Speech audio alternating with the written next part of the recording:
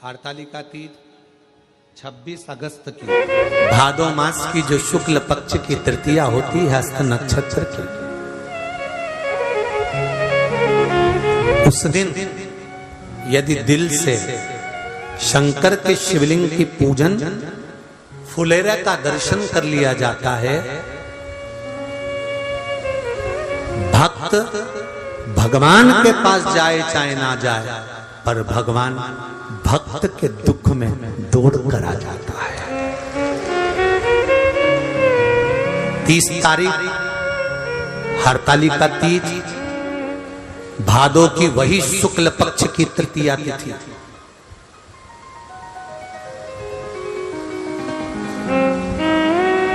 आप सतवा तीज करते हो या हरियाली तीज करते हो या गणगौर तीज करते हो, कोई सी भी तीज करते हो, मना नहीं, पर फुलेरा का दर्शन हरतालिका तीज पर ही होता है।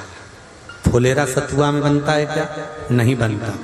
फुलेरा हरियाली तीज पर भी नहीं बनता, फुलेरा गणगौर तीज पर भी नहीं बनता, फुलेरा तो केवल हरतालिका पर ही बनता, क्योंकि हस्त नक्षत्र के अंतर्गत हरतालिका। अब कहा हरतालिका पूजन प्रदोष काल से प्रारंभ हो जाता है। शाम के समय कई लोग आटोयाम का करते हैं, कोई 5 समय का करते हैं। यहाँ कितने समय का करते हैं? 5 समय का होता है। तो कई लोग 8 समय का, कई लोग 5 समय का करते हैं। जो 5 समय की पूजन होती है प्रदोष काल से शाम के समय से प्रारंभ कर देते हैं। सुबह ब्रह्म मुहूर्त तक पूजन होती है। उस अलग अलग पूजन में अलग अलग आरती का क्रम रहता है, भगवान की थाली वही की वही रहती है, उसी से पूजन पूरी रात होती रहती है। शिव की आराधना होती है, भजन होता है, कीर्तन होता है, मंत्र स्मरण होता है, जाप होता है ढोलक पीट पीट के। श्री शिवाय नमस्तुभ्यं, श्री शिवाय नमस्तुभ्यं, श्री शिवाय नमस्तुभ्यं, श्री शिवाय नमस्तुभ्यं, श्री शिवाय नमस्तुभ्यं, श्री शिवाय नमस्तुभ्यं, श्री शिवाय नमस्तुभ्यं, श्री शिवाय नमस्तुभ्यं। देवर्षि नारद ने पूछ लिया। अब देवर्षि नारद का जो प्रश्न था वो देवर्षि नारद ने प्रकट कर दिया। प्रश्न क्या था देवर्षि नारद का?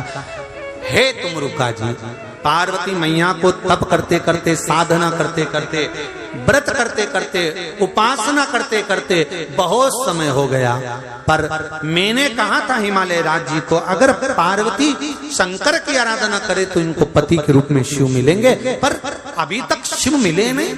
मेरे जैसे गुरु को पाने के बाद भी अगर पार्वती को शिव ना मिले तो मेरा गुरु तत्व बेकार है। तुमरुका जी ने एक शब्द कहा, आप गुरु हो माना, पर अहंकार नहीं होना चाहिए कि आप बताएंगे तो ही होगा। नहीं नहीं, आप शिव के ऊपर छोड़ दो, शंकर के ऊपर आश्रित कर दो।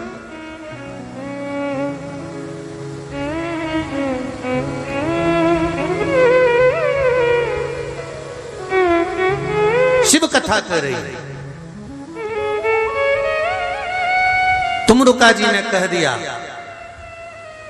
पार्वती जी को शिव जी नहीं मिले, एक काम करो पार्वती जी से कह दो उन्होंने जितने जितने जन्म लिए हैं सारे जन्म में उन्होंने तप करा, साधना करी, उपास करा, व्रत करा, पर उन जन्म में उन्होंने हरतालिका तीज का व्रत नहीं किया। अब की बार पार्वती से बोल दो कि तेरे प्राण भी नहीं जाएंगे, शिवजी भी अमर, तू भी अमर, पार्वती अखंड सौभाग्य लेकर बैठी रहेगी अगर भाद्रपद की शुक्ल पक्ष की तृतीया के दिन वो शिव का शिवलिंग का निर्माण कर कर फुलेरा बांध कर पूजन कर लेगी। पार्वती जी को दौड़कर नारद जी का और बता दिया। जैसे ही पार्वती ने सुना, 3 दिन, 4 दिन, 5 दिन, 8 दिन, 15 दिन, 20 दिन, 1-2 महीने पहले पार्वती जी वहां से निकल गई। सुनते ही आंदो भादो का महीना, आंदो शुक्ल पक्ष की तृतीया, और पार्वती जी सीधे पहुंच गई जंगल में अपनी सखी के साथ में, एक गुफा में जाकर रहने लगी। गुफा में रोज, अब पार्वती जी को क्या मालूम कि कौन सी तृतीया को आएगा, तो उन्होंने कहा आज से ही अपन तो शिवलिंग बनाना प्रारंभ करो। पार्वती जी ने शिवलिंग का निर्माण किया। बालू रेत का शिवलिंग बनाती, पूजन करती, बालू रेत का शिवलिंग बनाती, पूजन करती।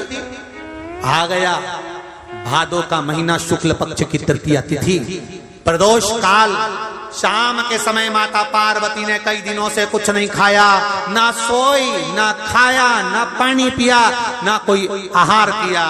पार्वती मैया शिवलिंग का निर्माण करती है, आंख से आंसुड़ा गिरता है। सखी ने आज पल्लवों से, पत्तों से, फूल से शंकर जी के ऊपर झूमर बांध दिया है, फुलेरा बांध दिया है। पार्वती आज हमको लगता है ये फुलेरा जो बंधा है ना, आज ऐसा लगता है कि तेरे हाथों में हरी हरी चूड़ियां, भर भर चूड़ियां होंगी, तेरे हाथों में मेहंदी लगी होगी, तेरे गले में मंगलसूत्र बंधा होगा। ये फुलेरा नहीं, तेरे पति के साथ तेरा अखंड सौभाग्य का संबंध होगा पार्वती। और उस फुलेरा के नीचे बैठकर माता पार्वती जी ने शिव जी की आराधना, रात भर माता पार्वती शंकर जी की पूजन करती है, शिव की आराधना करती है। बालू रेत के बने हुए शिवलिंग का, मट्टी के बने हुए शिवलिंग का पूजन करती है। ब्रह्म मुहूर्त होता है, पिताजी को भान होता है, पार्वती को लेने के लिए आते हैं और पार्वती को लेकर जाते हैं। तब पार्वती जी का विवाह शिव जी के साथ में पक्का हो जाता है और पार्वती का मंगल विवाह हो रहा है। मंगल विवाह पूरा भारत में, पूरे विश्व में हरतालिका तीज मनाई जाती है, चाहे वो उत्तर प्रदेश हो, चाहे महाराष्ट्र हो, गुजरात हो, राजस्थान हो। साधारण से साधारण नारी भी भगवान शंकर के पूजन करती है। हरतालिका तीज की रात भर 5 बार पूजन करना, 5 बार स्नान करना, 5 बार शिव जी की आराधना करना, आरती करना, सवेरे ब्रह्म मुहूर्त में भगवान शंकर का पूजन कर कर विसर्जन करने जाना। फिर उस पूरी रात में ना तो सोना, ना कुछ खाना, ना पानी पीना, केवल भगवान की भक्ति में।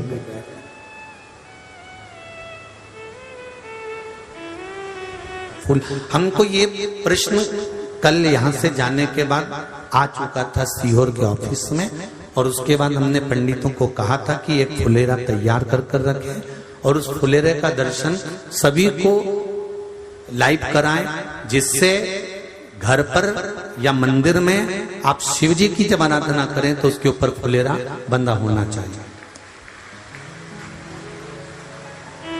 जैसे ये शिवलिंग आपने बनाया, बालू रेत का, मिट्टी का जो शिवलिंग का निर्माण करा है, उस शिवलिंग का निर्माण करने के बाद में आपके मध्य में जब आप शिवलिंग बनाते हो घर के अंदर हॉल में या मंदिर में, तो ऊपर कोई कुंडी वगैरह लगी हो, पंखा लगा हो, उस पे से रस्सी बांध कर लेकर आकर इस फुलेरे को इस तरह से शिव जी के ऊपर लटकाया जाता है। इसको फुलेरा कहते हैं। ये भगवान शंकर का अखंड सौभाग्य देने का फुलेरा होता है, जिसको माता पार्वती जी, उमा, कात्यायनी देवियों ने इसका स्मरण किया। एक गोल होता है, गोल, चौकोर, तिरछा, जिस तरह से भी बनाना हो, पर शिव जी के ऊपर नीचे शंकर भगवान होते हैं। ये थोड़ा ऊंचा, जिससे पूजन भी आराम से हो जाए, इसको ऊंचाई की ओर लगाया जाता है, जिससे भगवान, जैसे अपन जलाधारी लगाते हैं, उसी तरह से इस फुलेरे को लगाया जाता है। तो इस फुलेरे में कहीं ना कहीं पत्तियों को भी लगाना चाहिए। माला के साथ में कोई आम की पत्ती हुई, अशोक की पत्तियां हुई, उसका भी स्मरण इसमें आता है महाराज, उसका भी स्मरण। जैसे भगवान देव अधिदेव महादेव का शिवलिंग का दर्शन हो गए सबको फुलेरे का? अरे जम के तो बोलो, हो गए ना? और जितने लोग आस्था पर सुन रहे हैं, जितने लोग फेसबुक यूट्यूब पर सुन रहे हैं, अगर आपके स्मरण में फुलेरा नहीं हो तो उसका दर्शन अवश्य करिएगा। शिव मंदिर में अगर जलाधारी भी लगी हुई है तो जलाधारी से फूल बांधकर नीचे की ओर लटकाना चाहिए, पर लटकाना चाहिए, फुलेरा बनाना चाहिए।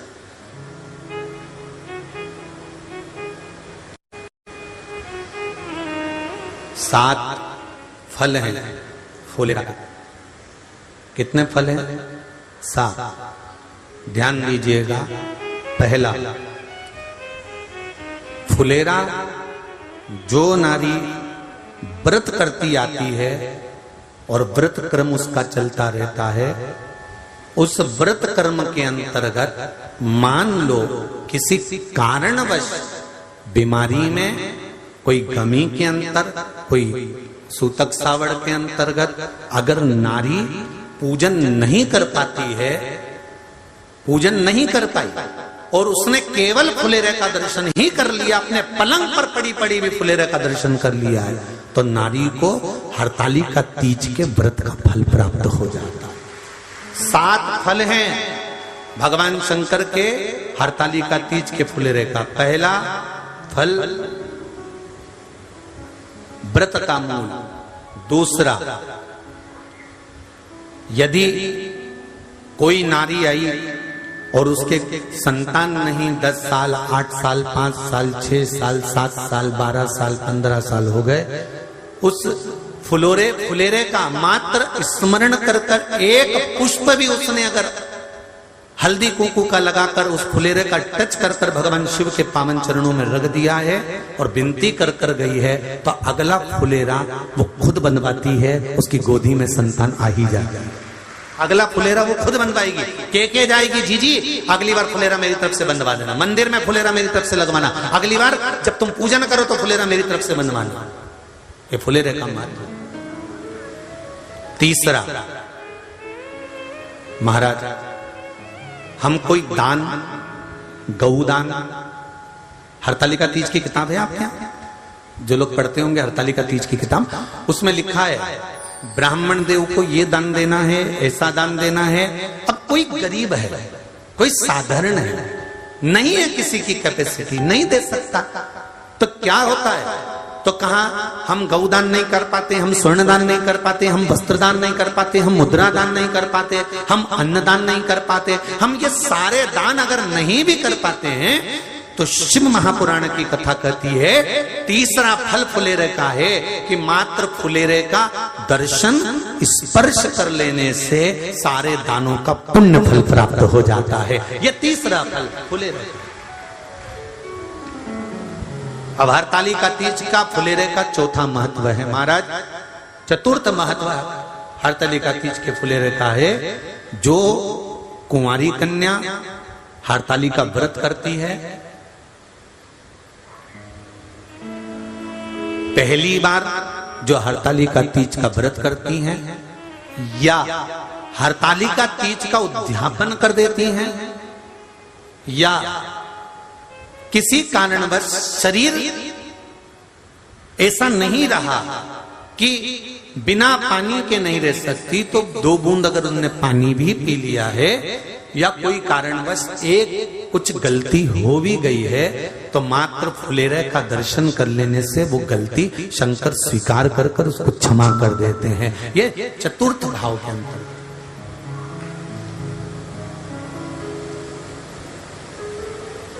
फुलेरे का अगला वर्णन करा गया महाराज शिव तत्व की ओर, शंकर भगवान की ओर। हम ना काशी जा सकते हैं, हम ना सोमनाथ जा सकते हैं, हम ना किसी स्थान पर जाकर एकांत में भगवान शंकर का स्मरण कर सकते हैं। मान लो हमें एकांत में बैठकर शिव की भक्ति करना है, किसी मंदिर में किसी देवालय में जाकर भक्ति करना है, तो फुलेरे का मात्र दर्शन करने से, पूजन स्मरण करने से उस भक्ति का फल भी हमारे खाते में आ जाता है। और फिर अगला आखिरी का जो वर्णन किया गया है वो कहा गया कि पार्वती मैया गुफा में जाकर भगवान का भजन करती थी, शिव का स्मरण करती थी और फिर अपनी सहेलियों के साथ बैठकर शंकर का स्मरण करा, जिसका फल पार्वती को मिला। तो कहा हम ना किसी गुफा में प्रवेश कर सकते हैं, ना हम किसी गुफा में या जंगल में जा सकते हैं। इस फुलेरे के नीचे शंकर भगवान की जब अर्चना करते हैं, आराधना करते हैं, हरतालिका तीज के दिन फुलेरे के नीचे हम भगवान शिव की पूजन करते हैं, तो हमारा वन में किया गया भजन का फल ही हमको प्राप्त हो जाता है। ऐसे फुलेरे का तीज हरतालिका के दिन निवेदन है प्रत्येक शिव मंदिरों का स्मरण हो, या जहां हरतालिका व्रत होता है वहां फुलेरे का स्मरण होना चाहिए। शिव भक्ति। महाराज अगला वर्णन किया, शिव पुराण कहती है भगवान शंकर का अनुमोदन, हरतालिका व्रत, हरतालिका तीज, शिव महापुराण की कथा कहती है देव ऋषि नारद भगवान विष्णु से सुन लिए, ब्रह्मा जी से सुन लिए कि तप का महत्व, साधना का महत्व, पर जो उन्होंने तुमरुका जी से सुना तो देव ऋषि नारद से रहा नहीं गया, और देव ऋषि नारद ने तुमरुका जी से कहा, तुमरुका जी क्या भादो महीने के शुक्ल पक्ष की तृतीया तिथि का इतना महत्व है कि शंकर भगवान नेत्र खोल लेते हैं? क्या शिवजी नेत्र खोल लेते हैं? इतना महत्व है? हाँ। तुमरुका जी ने देव ऋषि नारद से कहा, नारद अगर भूलवश, बहुत ध्यान देना इस कथा पर, भूलवश मान लो किसी के यहाँ हरतालिका तीज का पूजन हो रहा है, किसी मंदिर में हरतालिका तीज का स्मरण हो रहा है, किसी मंदिर में हरतालिका व्रत हो रहा है, और भूलवश मान लो आप उस मंदिर के सामने से भी निकल गए और आपको उस मंदिर की आरती, पूजन या अगर तगर की धूप बत्ती की गंध भी आपके शरीर में चली जाती है, तो शिव महापुराण की कथा कहती है नारद, शंकर भगवान के सामने जब ये जीव जाता है तो जीव को शंकर के सामने जाकर दर्शन करने की जरूरत नहीं पड़ती, शंकर उस जीव का दर्शन कर लेते हैं, शिव उसका दर्शन करते। महाराज कितना ध्यान दीजिएगा जरा। शंकर भगवान की बारात गई, सारे हिमालय राज की नगरी के लोग शंकर भगवान को देखने आए थे। सुनिए ना कथा। छज्जों में खड़े होकर, घर के बाहर खड़े होकर पूरे हिमालय राज की नगरी के लोग शिव को देखने के लिए आए, दर्शन करने के लिए आए। और ब्रह्मदेव ने शंकर भगवान से पूछा था कि आप डमरू खड़का रहे हो, त्रिशूल घुमा रहे हो और इतने बेचैन पहली बार दिख रहे हो, इतने बेचैन, आखिर किसका दर्शन आपको करना है? किसका दीदार, किसका दर्शन?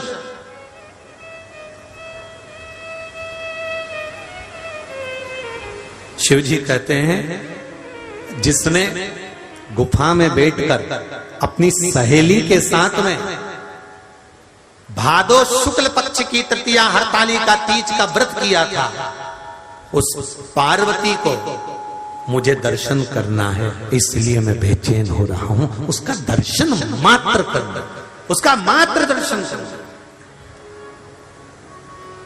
मात्र दर्शन। महाराज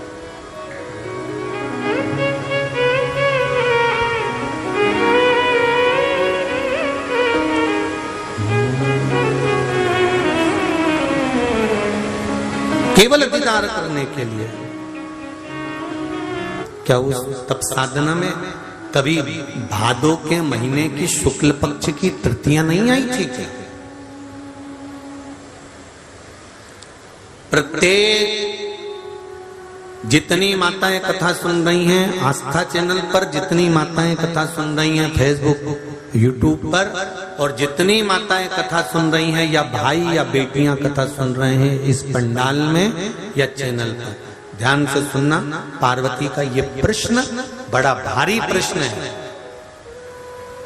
मैं इतने सालों से तप कर रही हूं, मैं इतने वर्षों से तप साधना में लगी हूं, व्रत में लगी हूं, उपवास में लगी हूं। क्या भादो का महीना भादो का महीना शुक्ल पक्ष की तृतीया तिथि क्या पहले नहीं आई होगी?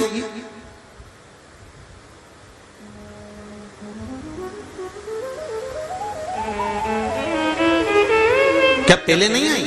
आई, पहले भी प्राप्त हुई। शंभो रिटर्न बढ़ाओ,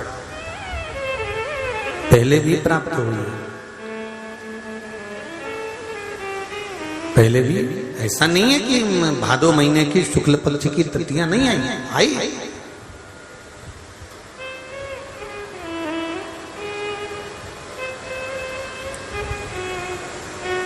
फिर जब मैंने इतना समय तप करा, साधना करी, उपवास किया, व्रत किया, नियम धारण करे, तो फिर मुझे शिव मिल जाना थे। फिर अभी तक क्यों नहीं मिले?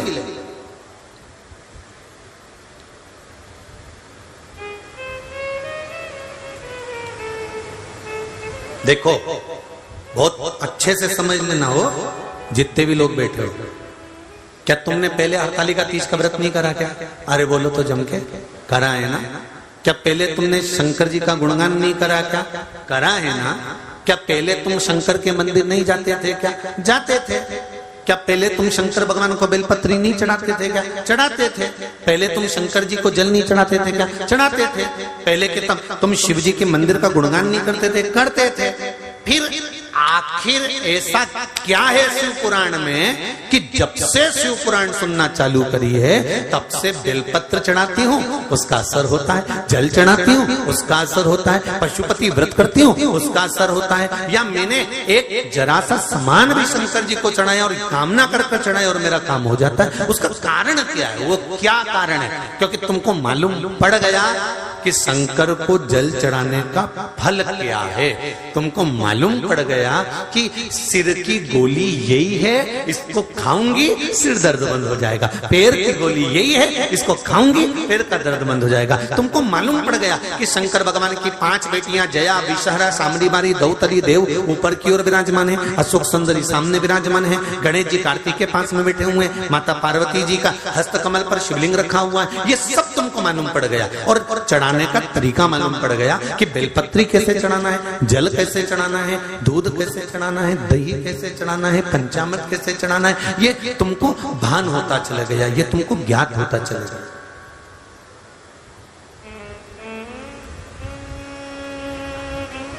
अभी तक अज्ञान थे हम, अभी तक हमें अज्ञान नहीं था इस चीज का। हम जाते जरूर थे शिव मंदिर, हम जाते जरूर थे शंकर के मंदिर, पर हमको ये नहीं मालूम था कि शिव जी पर जल चढ़ाने का इतना फल है। इसको नहीं ज्ञात था।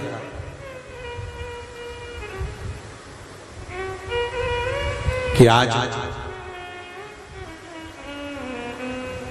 तृतीया तिथि है,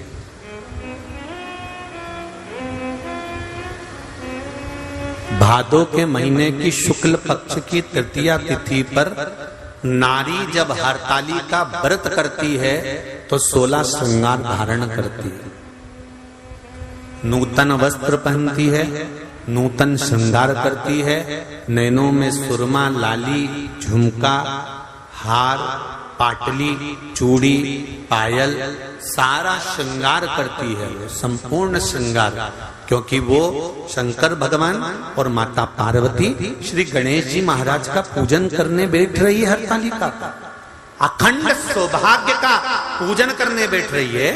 कुंवारी कन्या भी अगर हरतालिका तीज का व्रत करती है तो वो भी श्रृंगार कर कर बैठती है, भले मांग नहीं भरती पर श्रृंगार करती है, पूर्ण श्रृंगार। हरतालिका तीज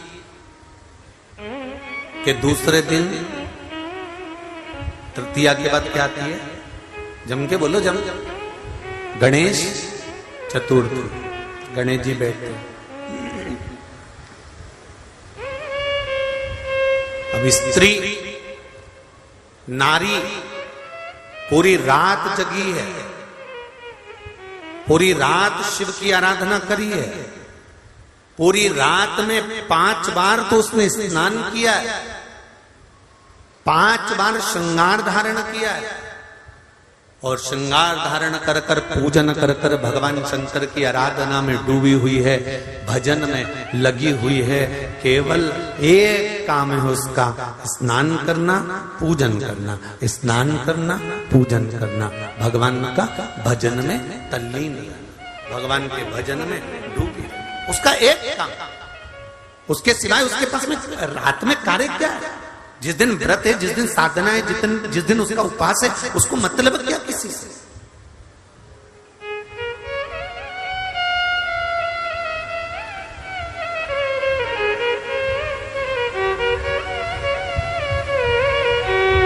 सुंदर सोबरी ऋषि ने जो भगवान शंकर की पूजन के लिए जो पाटा रखा था, उस पर केले का पत्ता, केले के पत्ते के ऊपर शिवलिंग का निर्माण, पार्वती जी का निर्माण और गणेश जी का निर्माण किया। रात्रि को सुंदर फुलरा बांध पूजन किए, बड़ा भाव से पूजन करिए, रात भर पूजन चली। पर क्या मालूम था कि इतना विद्वान जो सबको ज्ञान दे रहा है,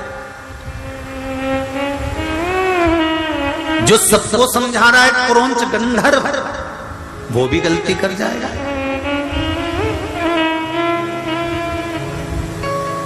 सुबह का समय,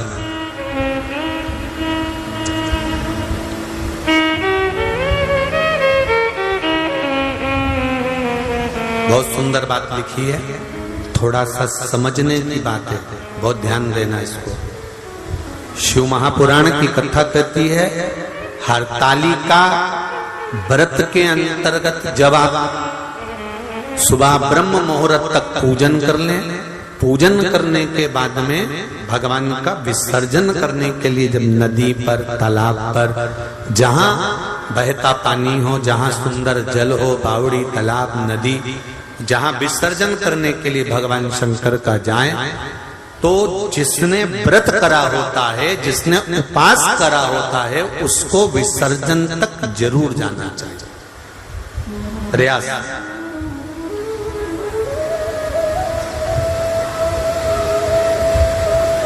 कई लोगों की आदत रहती है, केवल पूजन करने के टाइम पर आती हैं, पूजन करी, अपने घर जाके बैठ जाते हैं। जहां फुलेरा बन रहा है, जहां भगवान शंकर की आराधना हो रही है, जहां हरतालिका व्रत हो रहा है, वहां पर आप घर पर पहली पूजन करने के बाद घर जाकर अपने परिवार को बता देना कि अब मैं रात को बार बार नहीं आ सकूंगी, अब मैं भगवान की आराधना करूंगी, पूजन करूंगी। हाँ, स्नान करने के लिए आई, तैयार होकर तुम मुझे छोड़ आना, फिर मैं पूजन करूंगी वहां। वो हो सकता है आना जाना, पर थोड़ा बैठ कर सत्संग, भजन, कीर्तन, श्री शिवाय नमस्तुभ्यम, या पंचाक्षर मंत्र नमः शिवाय, षडाक्षर मंत्र ओम नमः शिवाय, या भगवान का भजन वहां बैठकर करते हैं। क्रौंच गंधर्व ने गड़बड़ी कर दी, मनोमयी ने शंकर जी की आराधना करी, पूजन करी, और अपने पति से कहा, स्वामी स्वामी, क्या बात है मनोमयी? एक निवेदन करना चाहती हूं, बोलिए, क्या आप शंकर भगवान का विसर्जन कर कर आ जाएंगे? हाँ, चले जाता हूं।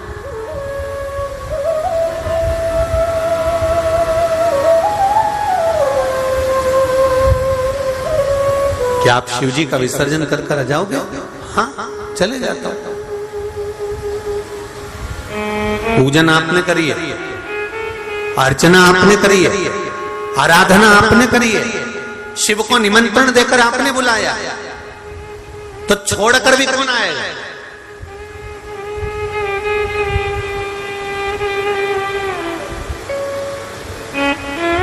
एक गलती हो गई, मनोमयी कक्ष में रह गई, शंकर भगवान को पाटे पर, जो भगवान शिव चौरंग पर पाटे पर केले के पत्ते पर बने थे, पूजन जो हुई थी, वो सोबरी ऋषि लेकर चल दिए। ले जाकर सोबरी ऋषि तो जैसे ही निकले, इतनी देर में जो क्रौंच गंधर्व दुनिया को ज्ञान दे रहा था, जो क्रौंच गंधर्व सबको ज्ञान बांट रहा था, अपने इंद्र के सिंहासन के पास में बैठकर देवताओं के नजदीक रहने के बाद भी वो क्रौंच गंधर्व सही नहीं रह पाया। और सोबरी ऋषि की धर्म पत्नी सुबह सुबह जब माताएं आखिरी पूजन करती है शंकर भगवान की, तो माता पार्वती जी को सिंदूर दान करती है। सिंदूर दान कर कर माताएं अपनी मांग में सिंदूर भरती है। हरतालिका तीज कर आप लोगों को स्मरण होगा, आखिरी पूजन में जब माता पार्वती को सिंदूर का दान दिया, सिंदूर अपनी मांग में भरा, भरकर बस मनोमय अंदर प्रवेश कर रही थी, इतनी देर में क्रौंच गंधर्व उस घर के अंदर प्रवेश कर गया और दरवाजा उसने बंद कर लिया। द्वार बंद करा, मनोमयी को लगा कि मेरे पति विसर्जन कर कर आए। बहुत ध्यान से सुनना जरा कथा। कई लोगों का प्रश्न रहता है कि हम गणेश जी बिठाते हैं तो गणेश जी के पास में वो चूहा रहता है, ये कौन था? तो ये हरतालिका की कथा सुन लो, आज मालूम पड़ जाएगा कि वो चूहा कौन था।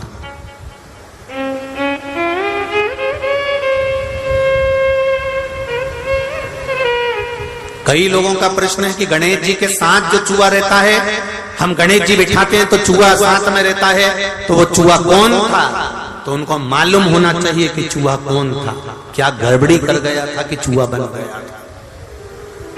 स्मरण होना चाहिए आपको।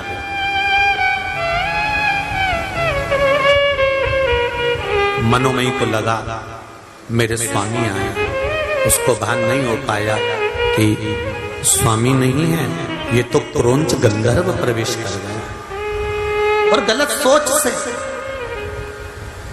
गलत विचार से मनोमयी की करी है, उसका व्रत था, उपास था, हरतालिका व्रत था। कितना विधान है हरतालिका तीज का। नारी सुबह से लेकर पूजन तक रात्रि भर कुछ नहीं पाती है, ना पानी पीती है, ना चाय, न दूध, न भोजन, यहाँ तक मुख में थूक राल भी आती है तो नहीं निकलती है। इतना उस व्रत का विधान। पाटे पर केले का पत्ता रखकर शिवलिंग का निर्माण करती,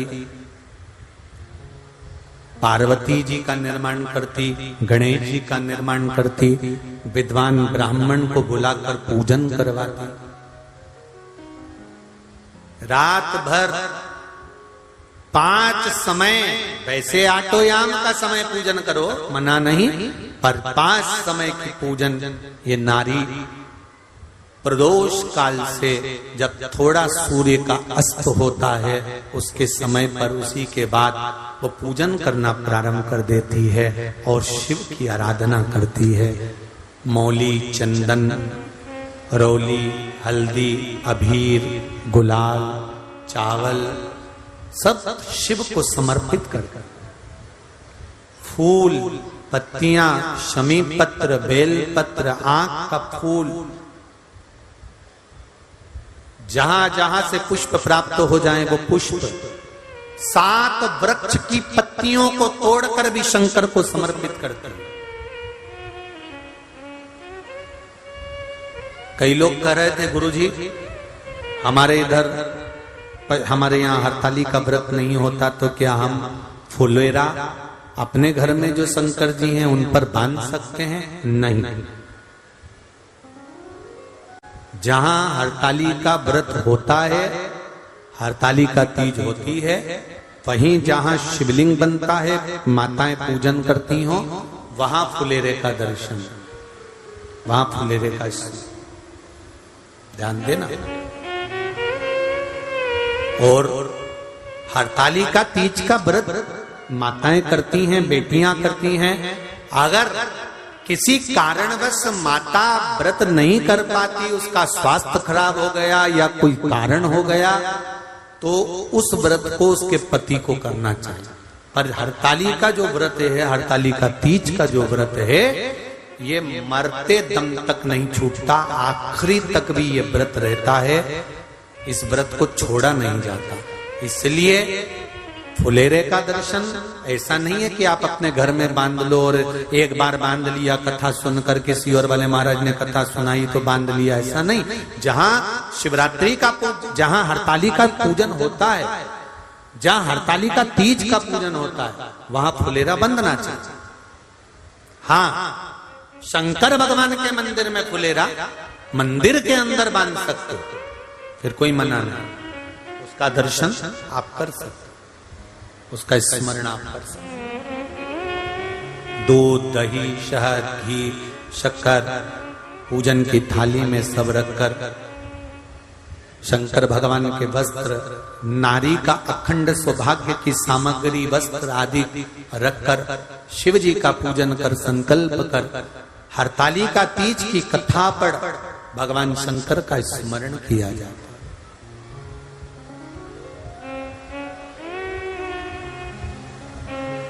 पूजा की थाली में फल, फ्रूट, मिठाई सब रखकर जब हम पूजन करते हैं, किसी की थाली में अगर कोई वस्तु कम है तो पूजन वाली जगह पर कभी नहीं कहना चाहिए कि तेरी थाली में यह कम है, बल्कि ये बोलो इस थाली में से ले ले और बाबा को चढ़ा। पर ये नहीं दिखाना, शंकर जी के सामने हमें किसी पर उंगली नहीं उठाना, शिव जी के सामने हमें किसी को नीचा नहीं दिखाना। शंकर भगवान के सामने उसके पूजन के थाली का या उसके पूजन विधान का कोई हमें ऐब नहीं निकालना। दुनिया के लोग शंकर भगवान की कथा में, पूजन में अगर ऐब निकालते हैं, मुंह बनाते हैं या मुंह सड़ाते हैं, भगवान उनको कैसा सड़ाता है फिर वही जानता है। इसलिए भगवान की पूजन में कभी मुंह मत बनाओ। मेरा नई नई बहुओं से भी निवेदन है कि बहुओं, सास अगर पूजन करती है, बछवा रस की पूजन करी, तीज की करी, चतुर्थी की करी, तो बहुओं का मुंह थोड़ा सा सड़ता है, मुंह बनाती है बहुएं, तो उनसे निवेदन है कभी मुंह मत बनाओ, कभी मुंह टेढ़ा मत करो, कभी मुंह ना सड़ाए, क्योंकि उसके यहाँ पर देरी नहीं होती है। एक आध दिन वो मुंह ऐसा ही टेढ़ा कर देगा जैसा तुमने टेढ़ा पूजन में करा, जैसा तुमने सड़ाया वैसा ही वो सड़ा देता है। इसलिए कभी बन सके